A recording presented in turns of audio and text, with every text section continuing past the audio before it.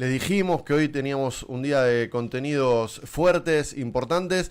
Están con nosotros dos mujeres reconocidas y muy queridas en el movimiento de derechos humanos de nuestro país. María Adela Antocolets, de Madres de Plaza de Mayo, línea fundadora. Hermana de Daniel. Hermana de Daniel. Desaparecido en la ESMA, y hija de la gran María Adela Gard de Antocolets, una de las 14 primeras madres que desafiaron a la dictadura, que le pusieron cara al terrorismo de Estado y comenzaron a caminar ahí alrededor de la pirámide. El 30 de abril de 1977 se cumplió hace poquito, 49 años, ¿digo bien? Tal cual. Bueno, y Fátima Cabrera, también de Madres, la conocemos por su trabajo, la entrevistamos mucho acá en la radio por su trabajo en la escuela de música que funciona ahí en la ESMA, pero también tiene una trayectoria acompañando al padre Carlos Mujica en la Villa 31, acompañando en la vida al sacerdote Patrick Rice también, y déjame mencionar también que es la mamá de compañeros queridísimos de Hijos Capital, Carlitos, Blanca y Amy. Bienvenidas a las dos. Disculpen la presentación larga, pero valoramos mucho su presencia. Sí, la verdad que sí. Muchas gracias, compañero. Bueno, y además, para contar, para quienes no esté familiarizada con las historias, contar un poco de las biografías personales y familiares, porque en realidad lo que nos preocupa es hablar de la situación tremenda de agresión constante que está viviendo el movimiento de derechos humanos, las políticas y las luchas de los derechos humanos en nuestro país. ¿Con qué ojos están viendo esto? Tal cual. ¿Qué análisis le lleva a este momento puntual del país y de todas las batallas que han dado históricamente? Si me toca a mí contestar, nos pasamos, creo, dentro de los organismos y entre organismos, comparando este tiempo con tiempos anteriores muy terribles. Entonces, intentamos que nos consuele la frase, hemos pasado tiempos peores. Pero, como ahora, actualmente, ¿verdad? El arma es el medio de comunicación y el arma la tienen a nivel internacional intereses poderosísimos, como, por ejemplo, ese individuo invitado a Casa de Gobierno de nuestro actual presidente. Peter Thiel. De Palantir. Peter Thiel, ¿ante quién tenemos que temblar realmente? Sino ante el poder real que domina los medios. Entonces, sabemos que no hay solución individual, juntos vamos buscando las respuestas que podemos ante cada momento, ¿verdad? Fátima, ¿qué reflexiones te lleva a este momento? Bueno, creo que es un momento muy difícil para nosotros, especialmente, por quienes también ya hemos vivido otras épocas tremendas del terrorismo de Estado, y que después de tantos años de democracia, donde creíamos también que había un pacto y ese nunca más, había que seguir peleándolo, por supuesto, lo más terrible que en democracia se están avasallando absolutamente todos los derechos. Y especialmente en cuestiones pilares como es la educación, la salud, a los trabajadores, que cuando uno escucha no solamente las reformas que hubo y donde parecería que se quiere volver a la esclavitud, la incertidumbre que produce en miles de jóvenes y de padres y madres de familias, de no saber cuándo te despiden. Que cada vez alcanza menos los sueldos y cada vez se duplican, triplican los trabajos que hay que hacer para llegar a fin de mes. Eso me parece que es una forma también de aniquilamiento. Claro. Yo siempre digo, antes estaban los militares, los tanques, hoy es otra manera de aniquilar a la población. Ni pensemos en los jubilados, y discapacitados, ¿no? Y en cuanto a los grupos de quienes somos familiares de víctimas, que además somos víctimas también, pero no víctimas pasivas, que estamos esperando que otros realicen tareas, sino víctimas que creo, ¿no?, desde hace mucho tiempo, dado a la palabra un significado muy dinámico, muy que va para adelante. No podemos tampoco ignorar que en los países hermanos del continente y en los países y en otros continentes está pasando algo parecido.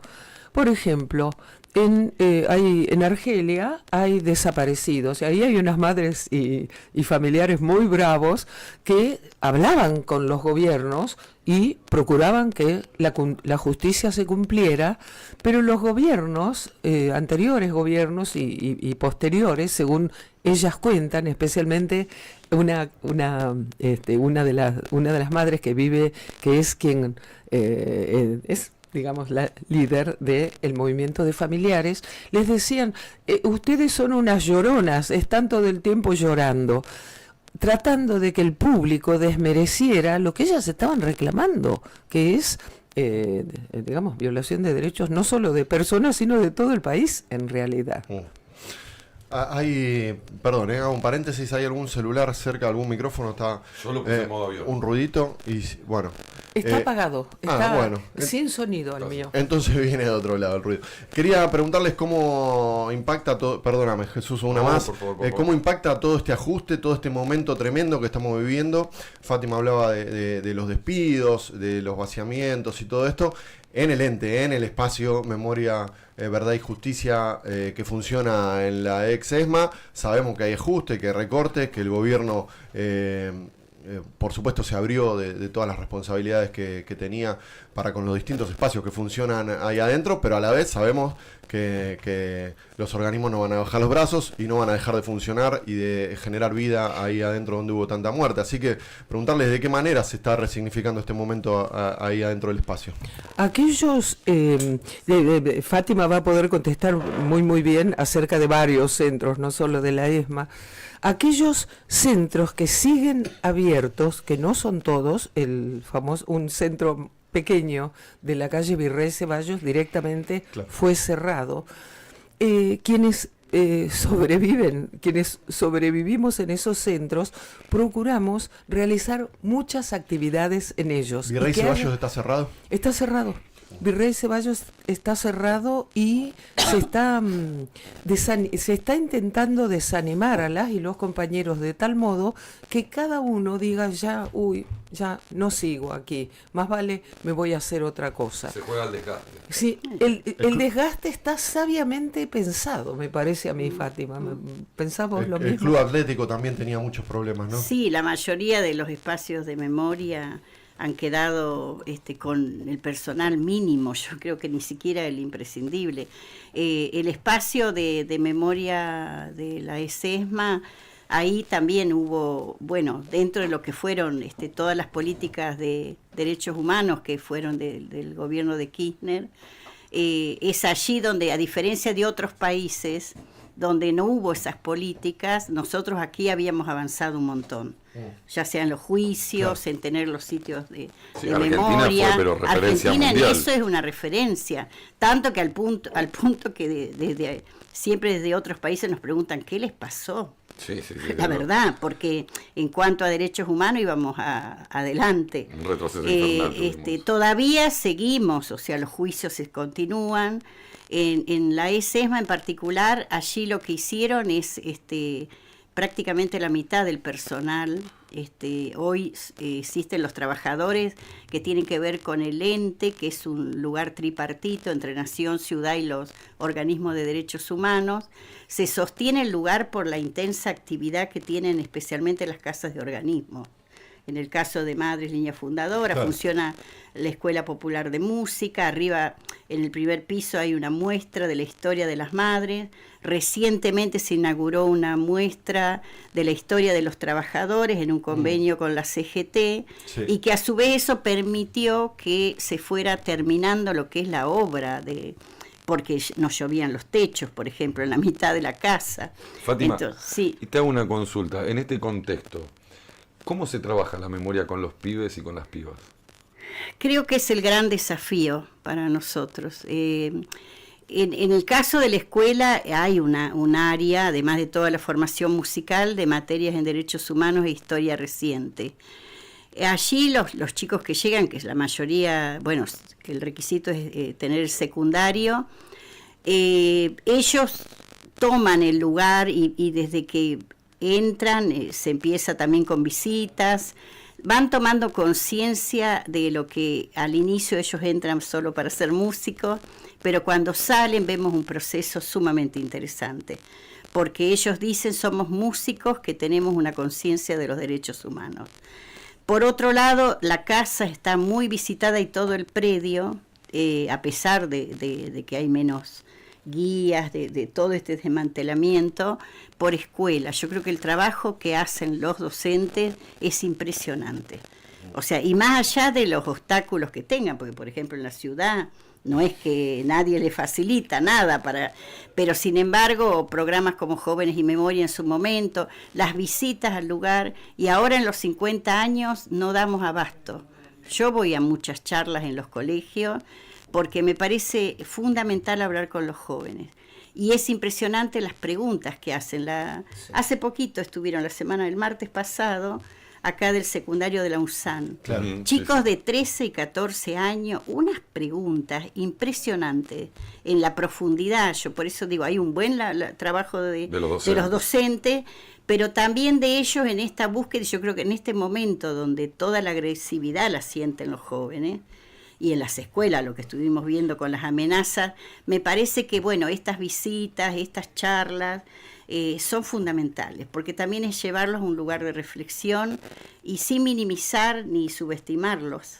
Porque yo les puedo asegurar las preguntas que me hicieron sobre primero que habían investigado ya la historia, sabían un montón de datos, y ellos enseguida, y también tratamos de relacionar esas charlas con la actualidad.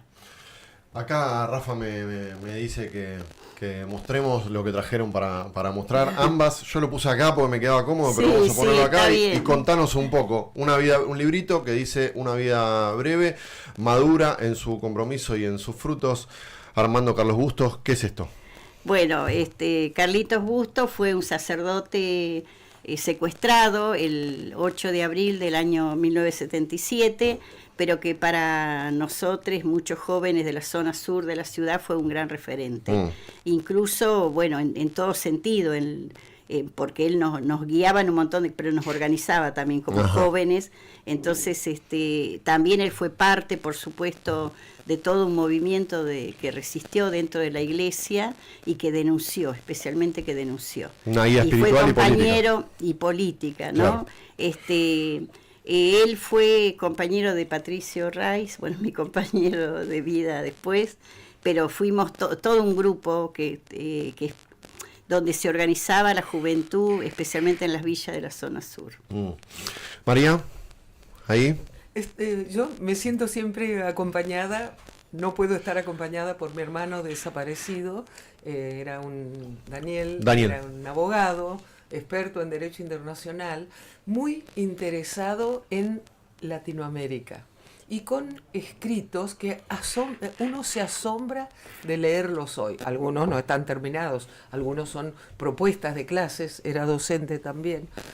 Todas esas palabras, ese lenguaje de países imperialistas que dominan, hay que defender a Cuba, pero dichos textos jurídicos, como para tratar en universidades, son textos que reviven hoy, y yo pienso que él hubiera estado hoy rezongando igual que entonces, ¿no? Esto que dice Fátima, nos hace también el hecho de tanta gente joven que presenta preguntas interesantes, porque no es cierto que la juventud esté perdida ni en la banalidad. Gran parte de ella sí, gran parte de ella no. Lo vimos en la plaza del 24. Exactamente. La magnífica consigna de lanzarnos a abordar, que no surgió de los organismos, surgió de las redes. Ojalá el año que viene encontráramos una consigna tan positiva, tan constructiva y tan hacedora de memoria. hemos recibido videos en que mujeres en general, pero también hombres, están hablando de aquel o de aquella desaparecida o desaparecido cuyo nombre se está abordando. Y eso fue indomable. Las preciosuras que han presentado son resultado de un proceso que es lo que valió, ese proceso. El resultado muestra. No pasa en Uruguay, aunque la marcha de silencio está cada vez más fuerte. Las margaritas, y las margaritas tan logrado, ese logo, ese símbolo. No pasa para nada en Guatemala, donde lo están, o en El Salvador, o en Honduras, donde la sociedad tiene que atenerse a ver cómo sobrevive y en El Salvador hay gobierno democráticamente elegido, la gente lo prefiere y toma medidas propias. Tremendo. De una dictadura. Tremendo, sí. Los juicios también es otra preocupación y otra batalla ganada, ¿no? En el análisis, cuando ponemos en la balanza, bueno, esa es una de las que podemos decir. Lo hemos conquistado con tanta lucha, a pesar de este gobierno y a pesar de que han retirado la Secretaría de Derechos Humanos de las querellas, de que han vaciado las áreas de acompañamiento a las víctimas, de que han desarmado los archivos de investigación de los organismos. A pesar de todo eso, los juicios siguen, los juicios avanzan. Y son motivo de una sana envidia, claro, por parte de compañeros de otros países. Los juicios siguen. Crece su número, aunque parezca mentira, quizá podamos decir también que crecen las verdugueadas, a veces a cargo de los mismos funcionarios de algunos juzgados, pero, digamos, crece la evidencia de el disgusto del actual gobierno con respecto a esos juicios, ¿verdad? Y hay condenas, y hay nuevas condenas. El problema que no hemos logrado superar quienes apoyamos tanto los juicios, y a veces hemos estado yendo a todas las audiencias de determinado tramo, es la poca difusión, el hecho de que la gente no concurra. Por eso ha sido tan bueno cuando alguna comisión ha logrado, en Pergamino, la primera fue la comisión de Zona Norte, ¿verdad?, que los pibes de 16 años ya puedan ir a los juicios. Así están en los juicios. Adriana Tahuada, ¿no? Hay referencia. Adriana, en primer lugar. Claro. Yo tengo una preguntita. Déjame agregar, por lo menos para suplir parte de esta falta de difusión, la Retaguardia, un medio comunitario, ha logrado romper un cerco ahí en un ámbito tan difícil como el Poder Judicial y bueno, empezar a transmitir muchísimos de los juicios de Les. Así que, bueno, sí, invitamos a los que no conozcan, préndanse a la Retaguardia, que en su ventana de YouTube están casi todas las audiencias de todos los juicios. Yo tengo una pregunta, responde cualquiera de las dos, no hay problema. O las dos. O las dos, en base a su punto de vista. En base a los roles, ¿no? Sabemos los roles que han tomado los diferentes gobiernos, sabemos el rol que toma este gobierno, sabemos el rol que toman los organismos que siempre tuvieron. Ahora, en este contexto, el rol del territorio para trabajar la memoria. Que les dejo la libertad en enfocarnos en esa temática, ¿no? Aprovechando esta situación de que nuestro streaming es muy escuchado en los territorios y en base a la experiencia que ustedes tienen, me parece que tienen de hecho, un mensaje muy claro para los territorios y todos aquellos que componemos los territorios. ¿Cuál es el rol del territorio en este contexto negacionista, donde los primeros que vamos a terminar de alguna manera simbólicamente desapareciendo somos aquellos que habitamos el territorio? Digo brevemente lo que creo. Yo no trabajo en el territorio, recibo noticias. Creo que en la capital, y quizá esto pase también en capitales grandes de nuestras provincias, se nota el trabajo comunitario y de conciencia sobre valores y contra las medidas que toma un gobierno como el actual, o el gobierno de Macri, o las malas medidas de derecha de Menem. Bueno, eso se nota, pero que entrando a lo profundo de las provincias, hay redes mucho más profundas y formadas en valores democráticos, por así decir. Bueno, la palabra democracia es medio polémica, ya lo sabemos. Asigno a la palabra democracia un poco la definición de todas las minorías y algunas mayorías, cada una tensionando por sus derechos y en una convivencia dentro de esa tensión. El territorio es absolutamente indispensable para que este país se levante y está trabajando para eso, es lo que creo. Sí, a mí me parece que lo fundamental en el territorio es, y que hay que profundizar mucho eso, y que es un trabajo que ustedes hacen permanentemente, que es la construcción comunitaria, esa construcción de un colectivo, y que por ahí hubo muchas fallas, digamos, en todos estos años de democracia. Siempre cuando yo pienso cómo llegamos a esto, y bueno, no tuvimos una democracia participativa. No, de hecho, muchos dicen no ganó Milei, sino que perdió la democracia porque no llegó a ser participativa. Tal cual. Yo creo que ese es el gran fracaso de la democracia. Hablando muy en general, ¿no? Sí. Y si uno ve muchos espacios, pasó esto. Me parece muy que sí, y que esa construcción, yo sí creo en esa construcción desde abajo. Y que a veces en los peores momentos es como que emerge nuevamente, tiene un potencial muy grande. Incluso tomando las experiencias, yo fui víctima del terrorismo de Estado, estuve en una cárcel en pleno, en lugares de centros clandestinos, pero además en la cárcel, y ahí lo que nos salvó fue la organización interna. En un lugar que uno dice, yo me acuerdo, a veces discutía con mis compañeros docentes cuando se preguntaba, ¿hacemos este paro?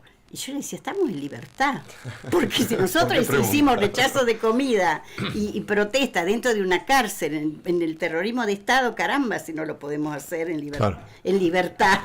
Entonces eso a mí me quedó como un gran aprendizaje, y yo creo que en la medida que este es un momento de muchísima indignación, la gente todavía no lo dice, ¿no? Cuando se habla de lo de Adorni y todo, bueno, toda la corruptela que hay en este momento, muchos dicen, y todavía creo que no se ha logrado reaccionar con indignación, porque hay que indignarse para poder actuar. Si uno no tiene esa indignación, y creo que ahí que nos quedamos y terminamos resignándonos, que es lo peor, ahí sí nos ganan, en la resignación. Entonces yo quisiera ver más indignación para que haya realmente un accionar más firme, porque el pueblo es el que puede mover todo. Tal cual. Ellos, por más poder que tengan, nosotros tenemos el poder más grande en el territorio, en el pueblo, en esa construcción comunitaria y esa construcción del colectivo. Yo creo en esa construcción. Es por ahí. Por ahí. Quiero aprovechar para preguntarles por un nombre particular que no hemos mencionado, pero que está cuando hablamos de estos temas todo el tiempo en el aire, que es el de Victoria Villarruel, que hoy parecería ser un mal menor por su interna y su disputa con el presidente Javier Milei, pero que no deja de ser...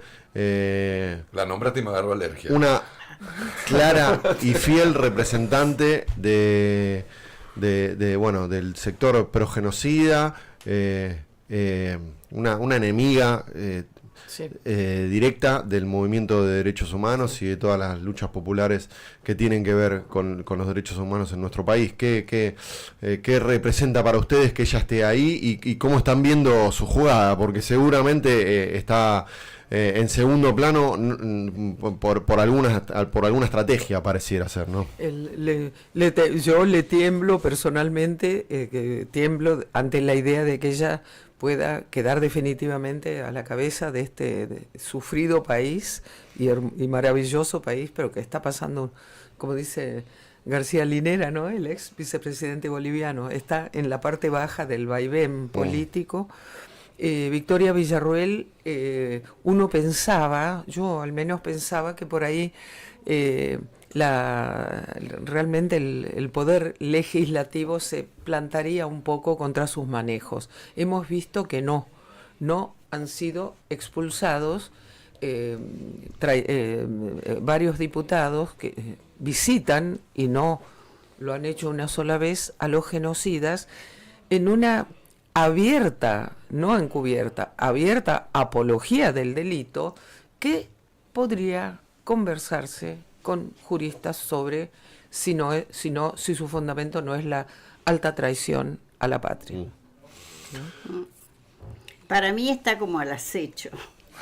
Algo está tramando, ¿no? Y es peligroso. Y personajes ¿no? así Porque es difícil pensar que están yo descansando. escuché hasta hace poquito, me pasó una señora así que decía, bueno, pero está ahí, la nombra, está la vicepresidenta. A mí realmente, bueno, por suerte pude seguir conversando y traté de hacerla ver, porque por otro lado ella es quien, es más, todavía está respondiendo. Preparada. Ella estaba preparada incluso por esto y le reclaman todavía la amnistía. No está ella sola. Fíjense en que es algo que nosotros denunciamos mucho. Yo estoy también en un grupo interreligioso que es el espacio Patri Ray, ahí en el espacio de memoria. Y una de las cuestiones que nosotros denunciamos mucho es, hay un capellán todavía de las fuerzas, digamos, de seguridad, que es Olivera, de la Iglesia Católica, que es intermediario para este pedido de amnistía. O sea, no está ella sola, hay también sectores de la derecha todavía de los distintos ámbitos. Entonces tiene como un entramado que puede ser... Hoy Milei representa el plano económico de Martínez de Hoz, ¿no? De la peor faceta económica, y esta señora está representando a todo, cuando decimos dictadura cívico-militar y eclesiástica, representa todo eso. Representa todo eso, ¿no? Porque apoya a los militares y encima tiene el tupé de representar a todos esos civiles que apoyaron la dictadura. Incluso vean cómo fue visitando distintas provincias, ella mantiene todo esas visitas, que bueno, hay que ver qué es lo que está. Voy a sumar, como para seguir en este segmento de la charla, una pregunta que al menos me resulta incómoda de hacer, pero confío en que van a tener una mirada para alumbrar sobre esto. ¿Qué sienten cuando ven que algunos, inclusive dirigentes o espacios del peronismo o del campo popular, plantean una posible alianza con Victoria Villarroel como para derrotar a Milei? Algo que llama curiosamente la atención, pero que no deja de existir, hay que prestar atención, aunque sean sectores minoritarios, están ahí. No hay solo causas actuales, no voy a decir cosas muy originales, no hay solo causas actuales, pero también hay causas de hace decenas de años, de antigua carencia en la formación de cuadros políticos. Yo muchas veces he hablado incluso en unidades básicas. Estoy hablando, yo no estoy registrada en el peronismo, pero mucho menos apoyo al antiperonismo, siempre voto peronismo. No, simplemente no estoy en el peronismo, pero detesto el antiperonismo, detesto el gorilismo, como detesto el fascismo, desde luego. En algunos comités hemos hablado sobre la gran lección de los viejos socialistas y anarquistas que encerraban a los jóvenes, los llamaban a la trastienda, como hacía el padre de Miguel Ángel Estrella, co-creador de la escuela de música de la que Fátima es coordinadora, ¿verdad? Y Alma también sobreviviente de la dictadura. Sí. Él sufrió mucho, pobrecito, en la dictadura. Una vez alguien me contaba, el papá era un librero que a nosotros, los jóvenes, un militante salteño, nos decía, vengan muchachos, vamos a tomarnos un vinito o a tomar algo acá al fondo, y entonces hablábamos de libros y todo. ¡Anarco! Le digo yo, el viejo de Miguel era anarco, tal cual, era un anarquista de los anarquistas que llamar ahora anarco liberalismo a una basofia como es la acción política del gobierno del Poder Ejecutivo es un insulto a los grandes anarquistas. Es un insulto. Se está formando muy mal a los militantes. No se lo forma en el placer, por ejemplo, de hacerle bien a un barrio. Eso es placentero también. Bueno, es muy pequeño lo que digo, pero es parte del problema. Es un montón. Sí, la verdad que Es un montón de algo que venimos discutiendo desde las bases ya hace mucho tiempo, ¿no? Porque preocupa. Tenemos eso, las bases. Nuestra organización, por ejemplo, se funda en una matriz de derechos humanos, no solamente por Norita y por Pérez Esquivel, que nos acompañaron en el proceso, sino por la desaparición de Diego Duarte en el basural del relleno sanitario allá por el 2004. Y por lo menos nuestra organización lo que siempre se apoya es en los derechos humanos, el trabajo como ordenador de la vida cotidiana, pero no puede faltar la discusión y la charla de lo que nos pasó como visión y lectura de lo que nos está pasando. Cual, porque vivimos en procesos, eso es lo que yo quería hoy comentar, cómo las madres, pequeño también, breve también, cómo las madres fueron creciendo en conciencia de que las cosas no sucedían solo en Buenos Aires ni en el país, en el continente también. Y así se fueron reuniendo y entre madres de muchos países se formó la FEDEFAM, que tiene su fuerza dentro del continente. La Federación Latinoamericana de Familiares. Tenemos algunos mensajitos. Acá voy a hacer lo más rápido posible. Bueno, quedó un mensajito de Nancy, lo tenemos, nobleza obliga, obviamente, lo vamos a pasar al aire para que lo escuche el intendente. Dice: hoy a la entrada del turno tarde del Jardín La Colmenita se produjo un tiroteo en la esquina del jardín. Hay un herido de gravedad, los niños y niñas y familias estuvieron expuestos a la balacera. Se lo comentamos fuera de aire al intendente, lo mencionamos ahora también Nancy Bouchet, la directora del Jardín La Colmenita, lo comentamos para que lo sepa la audiencia también, vamos a trabajar sobre el tema. Necesitamos seguridad a la entrada y a la salida de ambos turnos del jardín, dice de nuevo Nancy. María Bermúdez, bueno, después de un día muy difícil, tenerlas a ellas en la radio es un honor y un faro de luz para nosotras. Muchas gracias. Muchas gracias. Asociación La Colmena, Fátima querida, qué alegría escucharlas a las dos. Un abrazo grande. Margarita Palacio, yo tengo el libro de Armando Carlos Bustos. Lo tiene.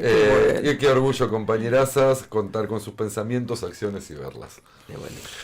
¿Algún mensajito para el final del bloque?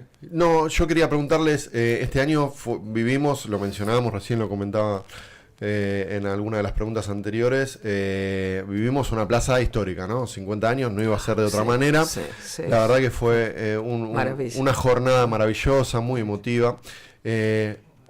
Y se viene el año que viene algo que va a ser por lo menos desde lo afectivo similar, ¿no? Que tiene que ver, en realidad la conmemoración es fuerte, pero el 24 de marzo se ha hecho también un motivo de encuentro, una plaza de alegría, la hemos resignificado, la fecha de dolor la hemos resignificado. Nos encontramos los verdaderos argentinos de bien en esa plaza. Los de bien están allí, deseando estar allí. Se vendrá el 30 de abril del año que viene por los 50 años de las madres. ¿Cómo piensan que va a suceder eso?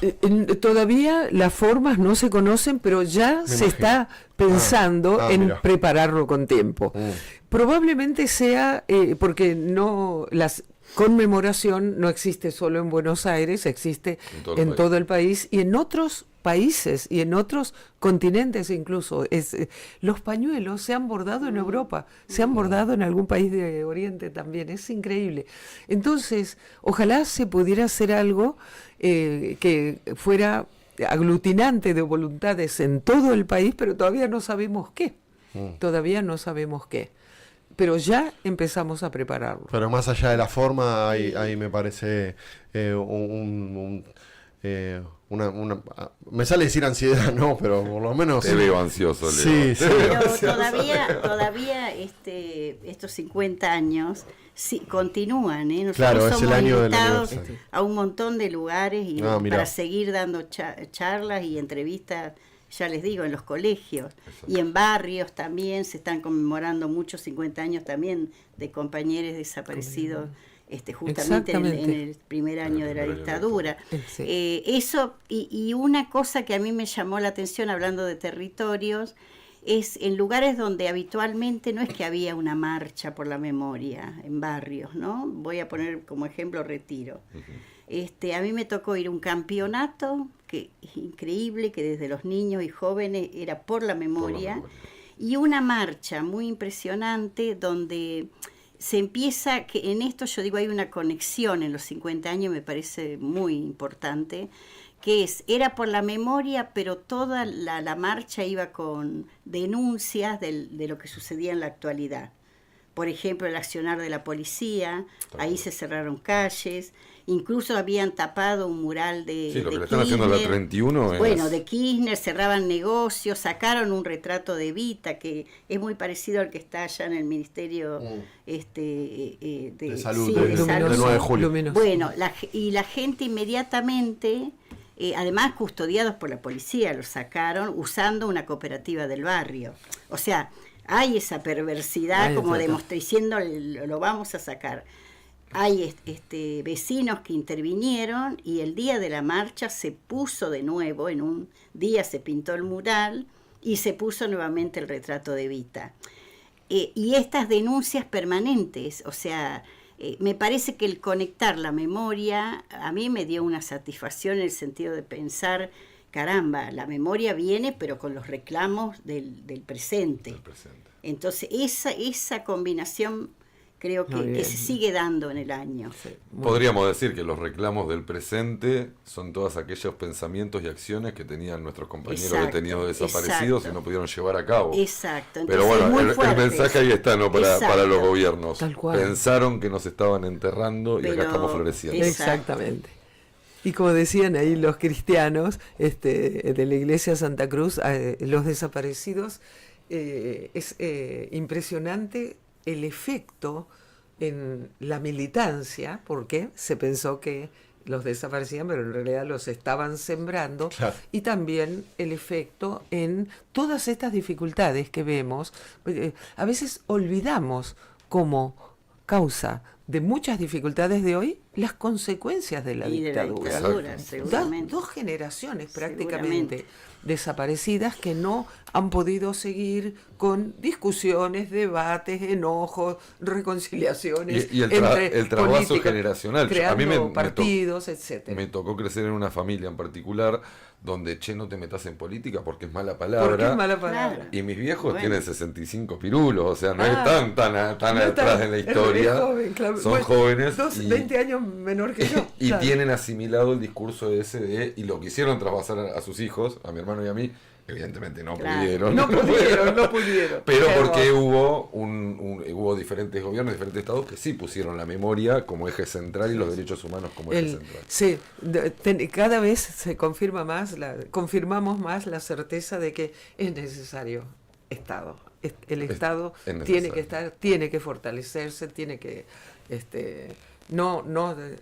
en tiempos en que las corporaciones manejan más dinero que los estados, esto hay que discutirlo internacionalmente también, ¿no? Gran verdad. Yo tengo un par más, no sé, Hugo, ¿cómo estamos de tiempo? ¿Estamos bien?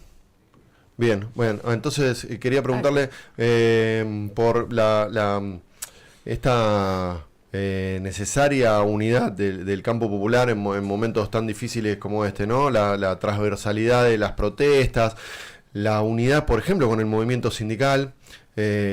Vemos una CGT pasiva, por decir algo, pero a la vez con sectores combativos. Vemos una CGT.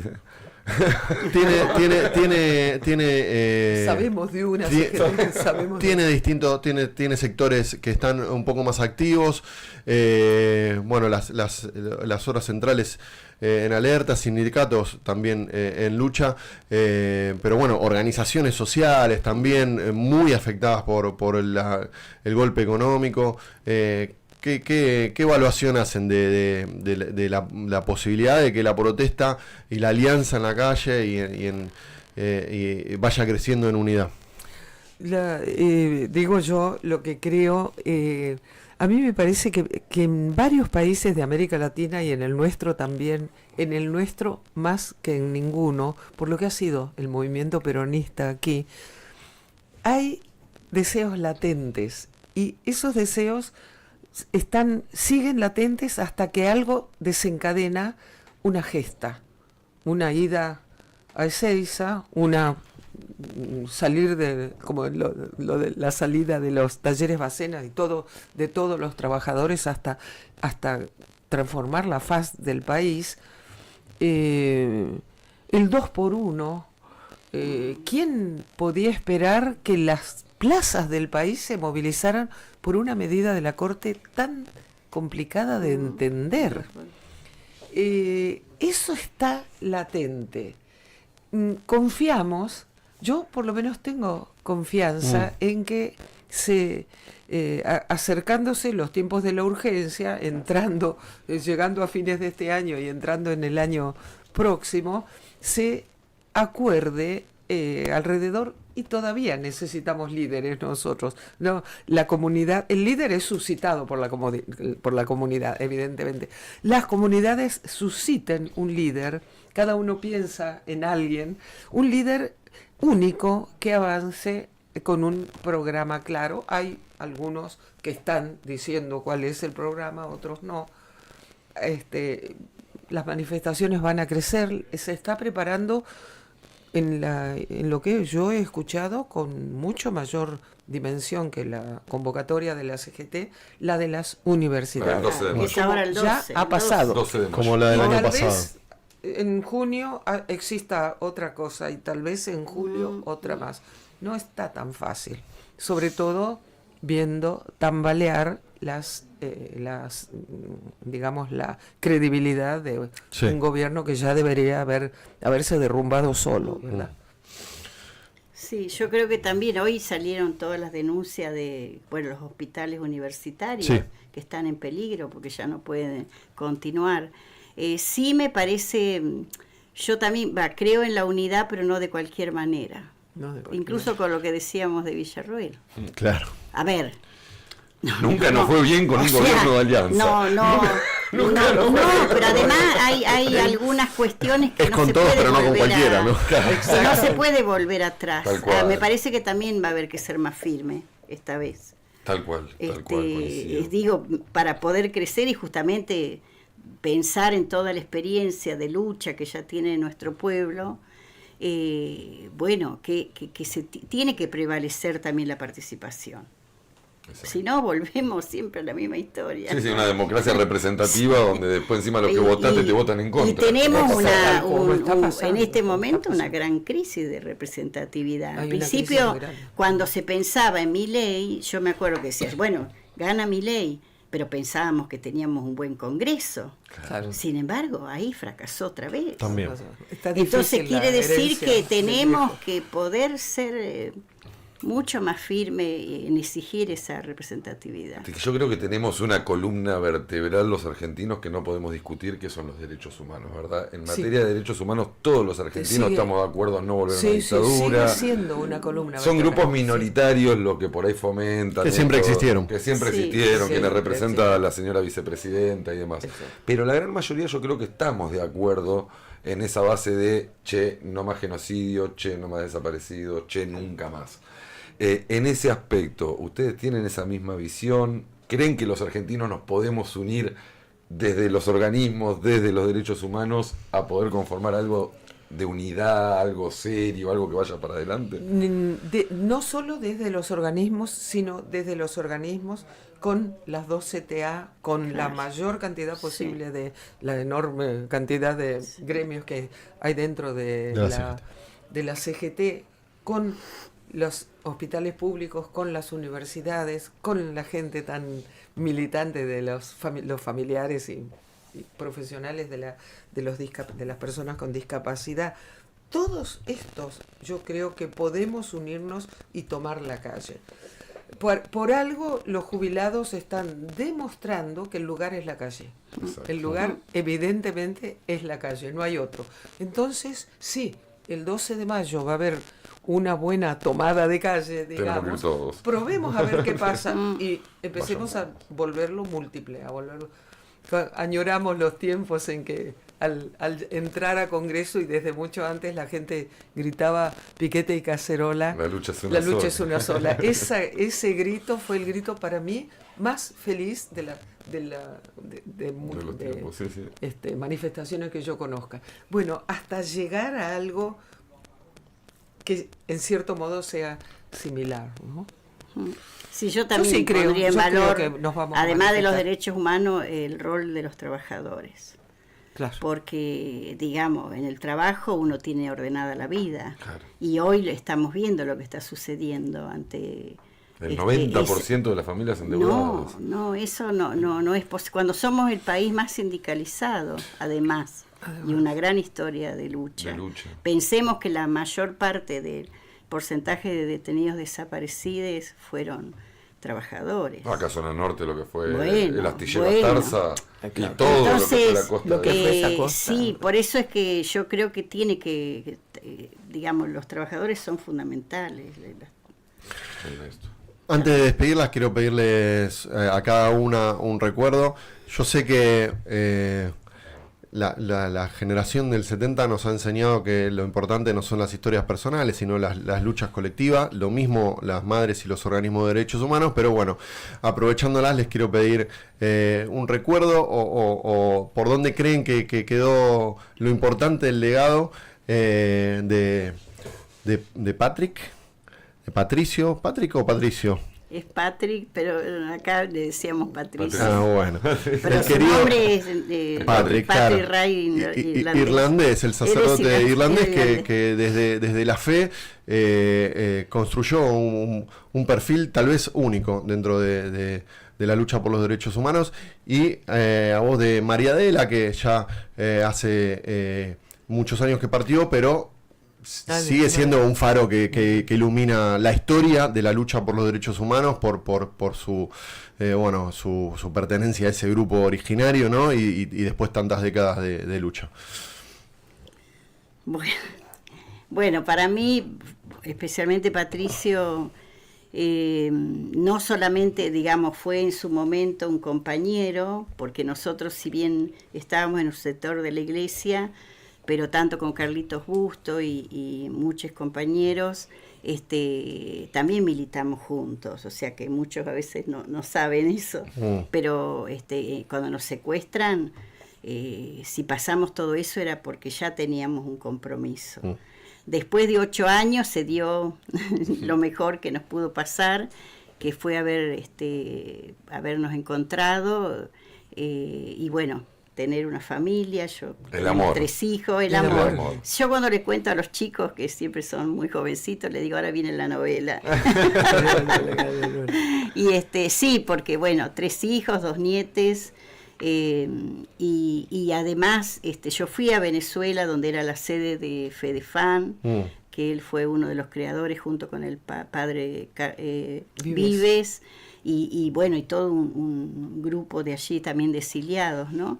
Y vi toda esa construcción cuando que después fue una referencia para el mundo, ¿no? De cómo se pudo organizar a todos los familiares, las asociaciones de familiares de América Latina, y que hoy está todo eso, esa organización en el mundo, porque está en todos los continentes.